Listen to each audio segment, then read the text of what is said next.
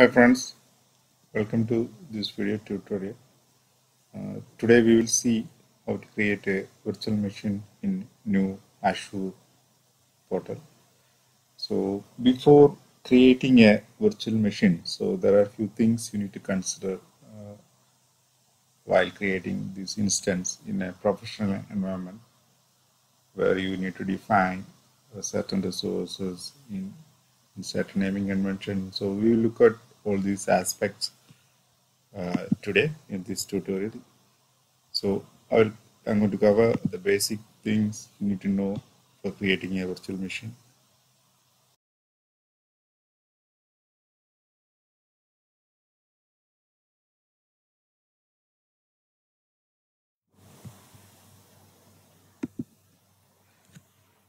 Once you logged into your portal, you will see a screen like this where you will have some recommendation from advisor.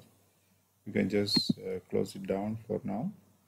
So in the home screen, you'll have a lot of links. You can see the resource groups and all resources, dashboards. To create new resources, click on create resource.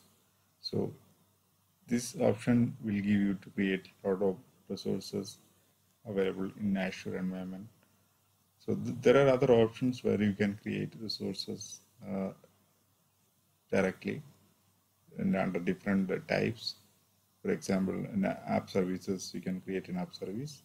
So here in this option, you can see everything. So you just need to go and search a resource group. The first thing we need to create is a resource group. So resource group is a logical combination of your resources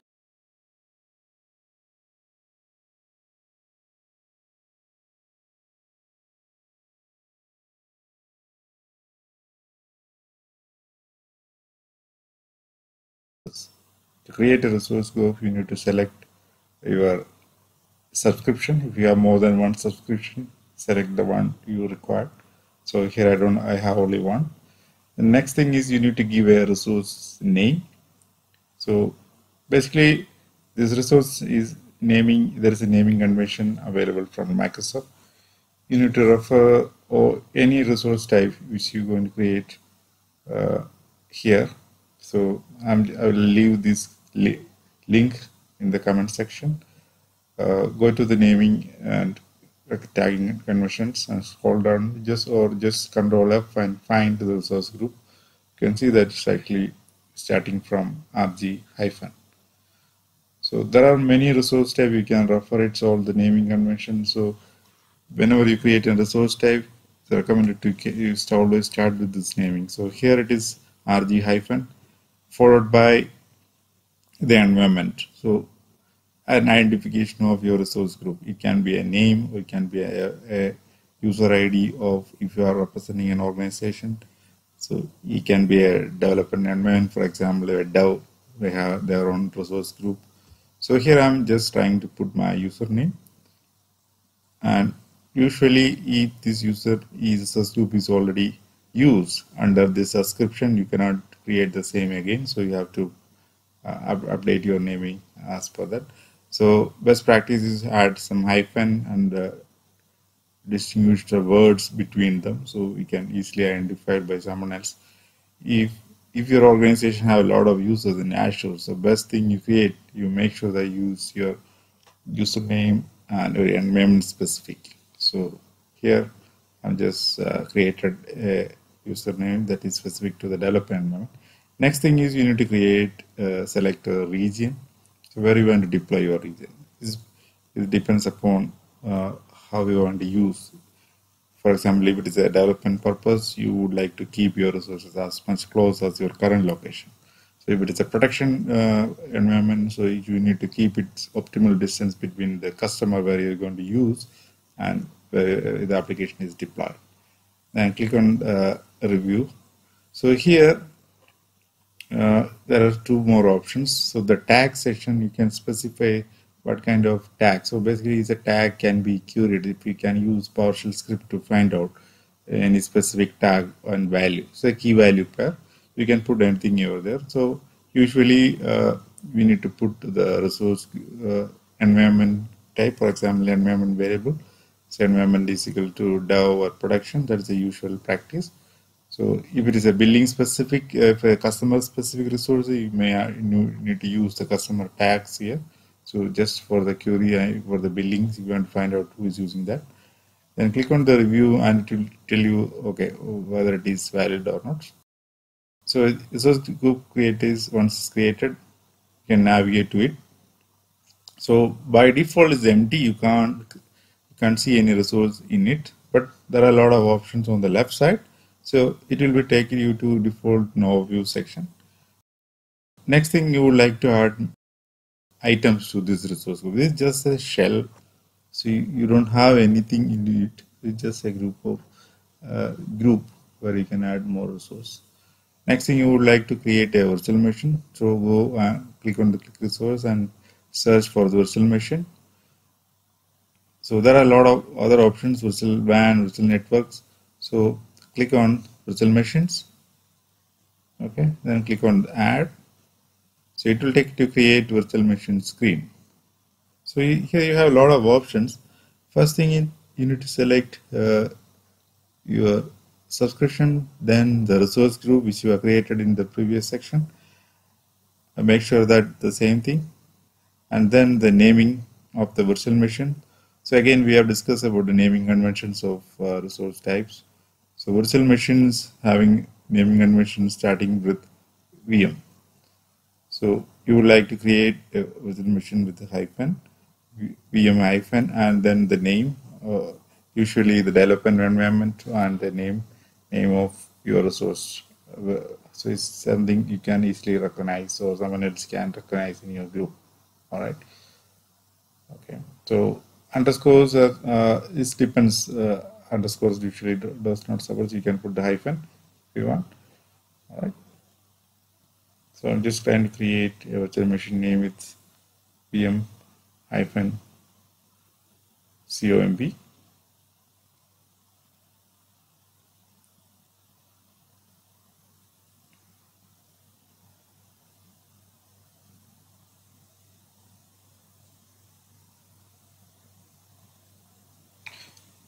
Yeah, there's a special characters restriction for the naming, so that is displayed here. You can refer it.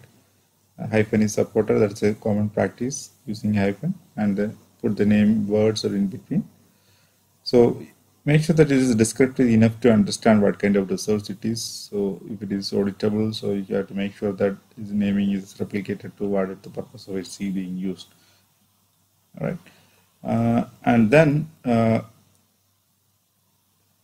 once the naming is set, you can see the tick marks on the right. That means that this name is available, because this name is a DNS mapping. That means there is a URL is generated for you that will start with this name. Okay. Next, you need to select the region where you want to deploy your resources. It can be anywhere as per your requirement. I would like to keep it very close to where it was actually intended to use. So keep all resources in your resources in the same region will reduce any latency between them. That's a good practice. And I will leave the availability options for default now. If it is in production use, you might need to use more complex availability options. So it is kind of a failover system where the VM is going down, something else is going to take that place. Okay. We'll discuss these availability sections detailed in another tutorial.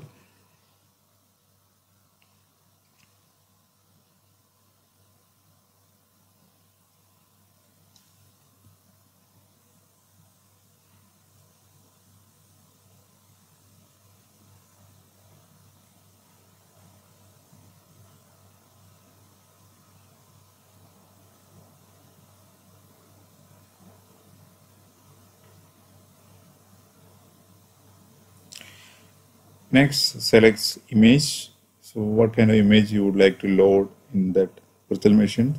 Usually a guest operating system.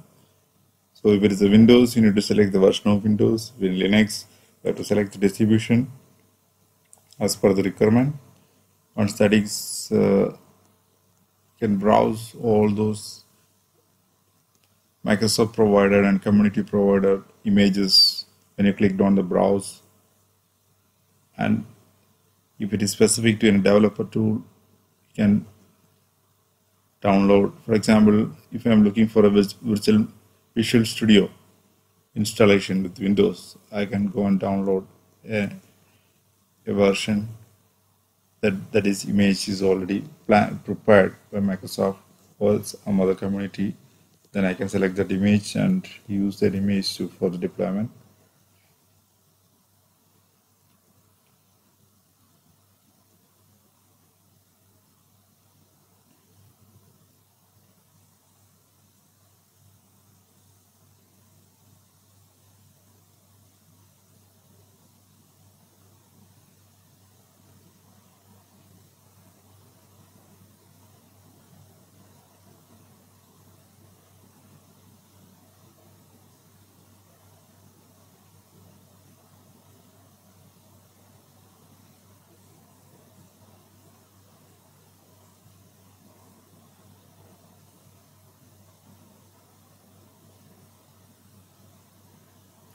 For Windows operating systems, you have to select the versions you are looking for and the build number. So here I am selecting a Windows 10 professional version.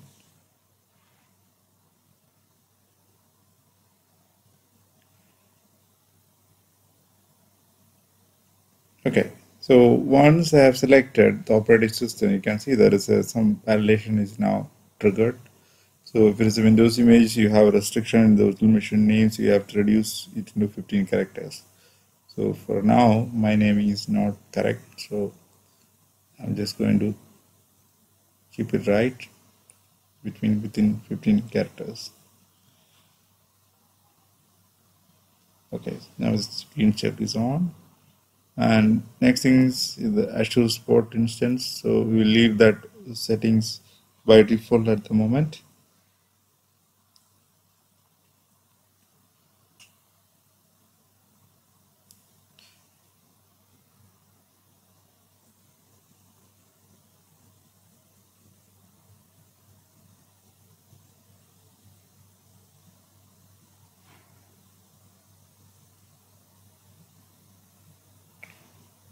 Next, you have to select the disk size. So standard. So this is the size of virtual machine. So you can browse all these recommendations, or you can set up yourself custom one. So the standard and all this, you can see that the disk size and virtual CPU size, memory size, all those things, also the monthly accumulated cost. So you can select the size by browsing it. So you can see all the options in a grid. Once you have decided, click on that grid and click on the select button at the bottom.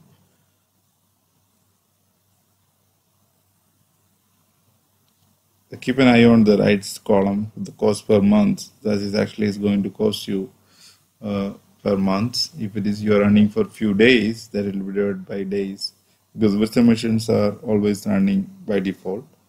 So even if you shut it down, still it will accumulate cost for the disk. So make sure that the disk cost is optimal if you plan to shut it down for some time. Next thing is you need to create the administrator account. So by default, it's created Azure users. If you want to rename it as for your purpose, you can rename it. But we need to make sure this username and password is copied somewhere else to make sure, because once the virtual machine is created, you need these details to log into it. Okay, this is the default administrator account which you require to reset or create any new user for your PC. All right. Usually the naming, you can keep it as per the resource name. Then confirm password. All right. Next, inbound ports, I will leave all default options. It's allow all ports. Next,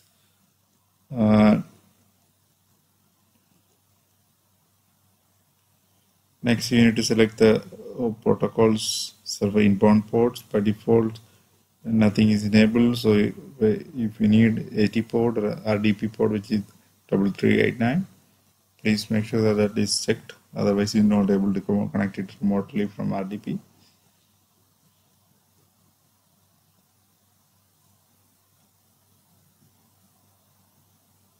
Okay. So it's an option where you can set up your own license if you don't want to pay for the Windows license. Otherwise, leave it the option no.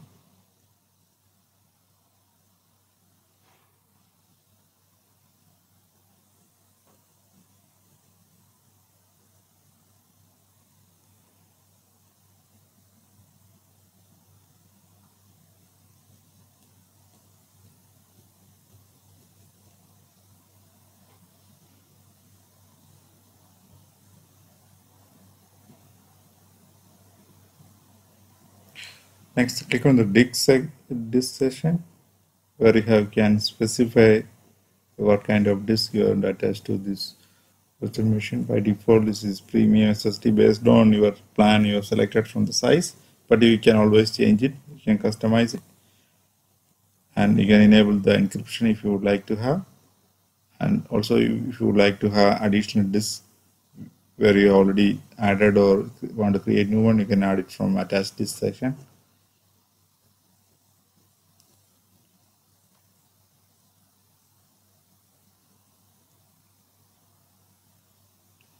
Next is the networking section where you would like to create a virtual network. Virtual network you would like to have when you have more than one resources. You would like to talk to them each other. Then you can have local networking between the sources. So having virtual network is a good idea if you have more than one resources in your Azure cloud.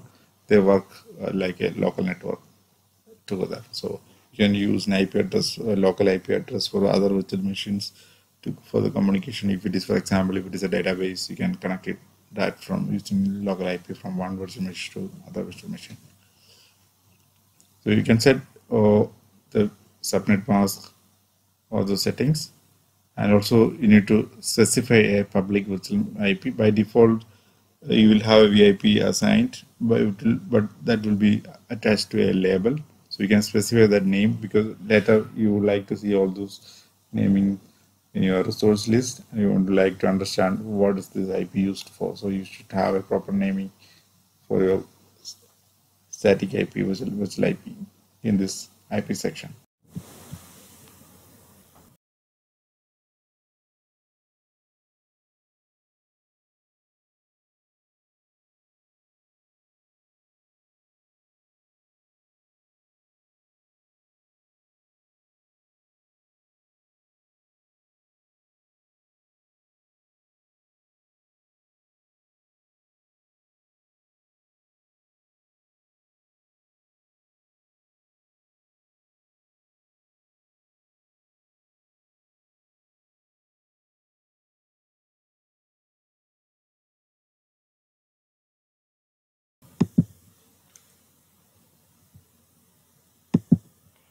If you would like to use a load balancer for your virtual machine, you can select the option.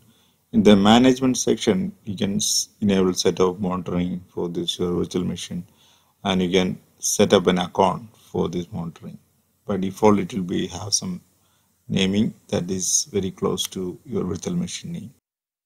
And diagnostics, OS diagnostics. So those settings, whatever you would like to enable, you can enable it here. But later point of time also you can turn it off and on from your virtual machine control panel. In the advanced sections, you can install custom virtual machine extensions or plugins here, which you will use to connect your host from remotely if you would like to have anything specific as part of the installation. So basically, it's an extension, VM extensions. That's what I mean. In tags, we have discussed this, and you can put the tags as per your requirement as an environment variable. It's a good practice by default. And if it is any specific, then click on the review. So this will set some preliminary verification whether you can create a virtual machine as per your given selection. Also, it will give you a summary about the course and some of the selections you have already made. You can see these all those settings. Once the validation is passed, you can click on create virtual machine. You can see the status on the top right side. Also there is a bell icon. You can click on that. There is a status. You can see that. You can close it down. If you click that link, it will take you to the process page where you can see the step-by-step execution process and the status. While it creates, you can go back your naming conventions page. So there are few naming conventions that you won't find it here because this list is somewhat outdated. But keep on looking at it. It's getting updated very frequently because Microsoft Azure is one of the fast-growing Azure cloud services. So you will find missing items here. So once you come back here, you can see the list of resources I created as part of your virtual machine creation. You can see there are a lot of things. There are virtual machine settings for NSGs for the network security group and IP addresses and virtual networks, virtual machines. That is the last one because you need to install that OS setup. So that's where it's taking more time. You can see that most of the sections are already done, so it's waiting for virtual machines to be created. It will take a while, depends upon where you create it. And once it's done, you will see the all green setup.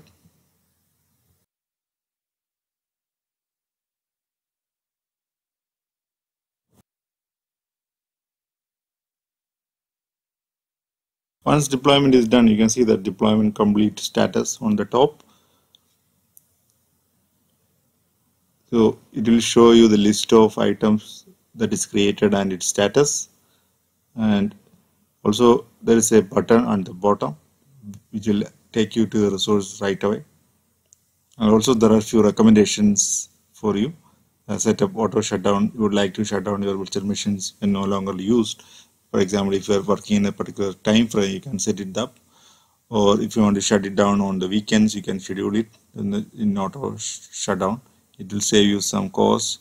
And remember that it only saves you from CPU usage, but the disk is still in use and you will get charged for it. Click on the go to resource. It will take you to the virtual machine home page where you can see the status. There are a lot of things in the home page you can see, and first thing you would like to notice is the name on the top left, the resource you have created, and other items. Most important item is the public IP address. What is the public IP address of virtual machines you have created that is required to connect a virtual machine from outside Azure? For example, if you would like to have do an RDP to your virtual machine, you need to use that IP address. So keep an eye on it. And then the virtual configuration. Right now there is no DNS is configured. Also you can see that the IP address now it is dynamic. That means every time when you restart the virtual machine, the IP address will get changed. If it is a server, you don't need to do this because you need some kind of static IP address. So click on the static and you can select the static IP address which is currently used, and it will convert it to static so that if you restart the virtual machine, you will have the same IP address. And don't forget to click on the save. Again, it does an deployment in the background, so you need to wait for it to take the effect. So it will restart the virtual machine. Go back to the overview section or IP address. Okay, then note it down that name, and if you would like to have later. So navigate to the virtual machine which you have created now, and next so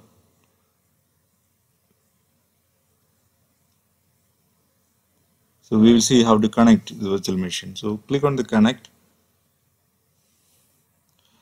and here you things which is a public IP address if you are to connect through RDP from a Windows desktop. So you need to note down that public IP address. So Also the port number which is we have enabled for RDP, and you can download the RDP file which is an RDP. You can double click that file from Windows machine to connect from your PC. So if you want to do it from your command line, so just copy the IP address plus the port number. That's the format. So if you download it directly, the RDP file, just download it. If you would like to use SSH, you can enable that SSH settings. You can download the key and set up in your local machine. So there is a new option is coming up recently, and now it is in public availability. So it's another option to connect it. So SSH is the most required way to do it. If it is a desktop interactive session, you would like to go for an RDP, but RDP is not a secure option. Okay. Use Bastion is one of the new way of secure way to connect virtual machine within a virtual network. So you need to set up it. By default, it is turned off. Okay, you need to create the subnet network, all those with related specific settings for this to use it. Right. We are not going for these details of this for now. We'll see that later. So go back to virtual machines. Now we are going to make a connection to it. Next, you will see the disk which is attached to. So you can see that there is a disk created for this, and the size and type of encryption is used. And if you would like to add more disks, you can add it from here, disk section. You can add an existing disk also from here. And the size, this is where you would like to upgrade or downgrade your virtual machine size. If size in the specific, which is virtual CPUs and RAM, so both those things, and the disk size, max IOPS, so there are a lot of variations you can select in between.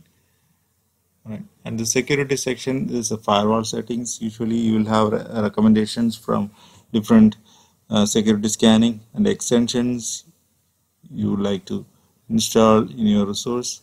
So there are a lot of resources type, for example, virtual machine agent settings. You can install it from here. Continuous delivery, if you like to use a CI/CD pipeline to connect or deploy something to it. And identity sections, you can configure identity for this virtual machine, especially for authenticating users in their organization and applications. And the backup and disaster recovery, and especially on the auto shutdown, is the maintenance activity. You can schedule a auto shutdown from here. Set up a time for shutdown and set up a time for you have to manually or you can run the shell script for doing it. There are a lot of options you can do it, but it's the simple settings you can enable from your control panel. Also, there's an option you can trigger this action from a webhook.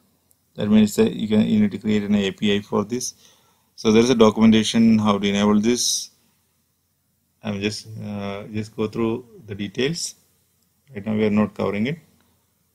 Okay, I'm just turn it off because I don't want it. So then it's a backup option. So usually backup sends the backup of your image, how long and when you want to take the backup. Okay, all right. So there's a run command. If it is a Windows machine, you can run this command remotely. So there are a few options you can available from here.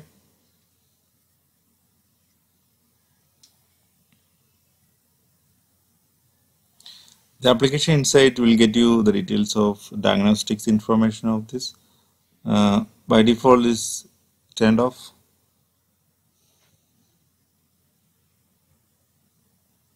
Alright, you can enable it by clicking the enable button. Alright, and metrics, if you would like to diagnose information, especially running the reports, you can use that. Also, you can use the logs, application inside logs to see the logs associated with the machine. If you would like to reset your administrator password, you can use this link That's one option. Other option is if you completely lose your password, the other option is using a support ticket, you can reset it. Also, there are other options like resetting through a link.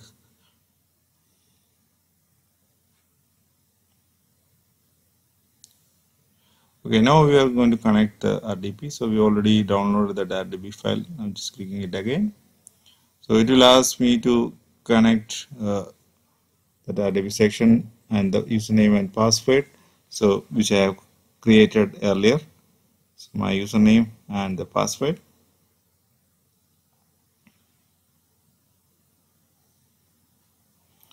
So first time it will ask me certificate warning.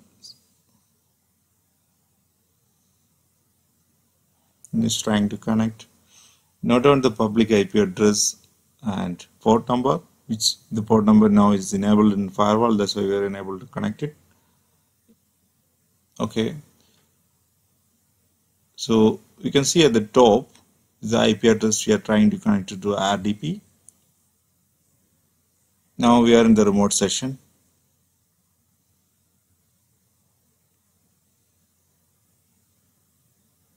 Okay, I think still the deployment is going on, the operating system installation is going on. So it takes a while. So here is not showing the local IP at the top, but it's showing public IP. We can verify the same once we are logged into virtual machine.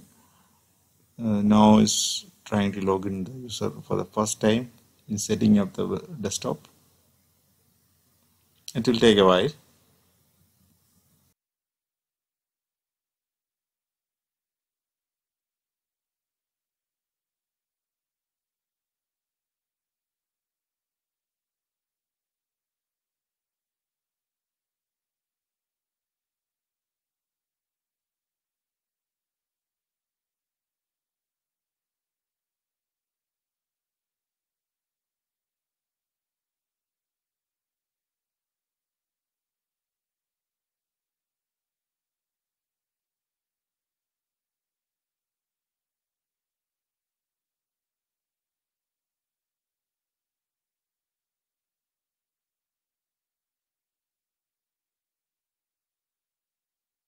Yeah, that's the end of the process. Now you can start using the virtual machine. Now it is up and running.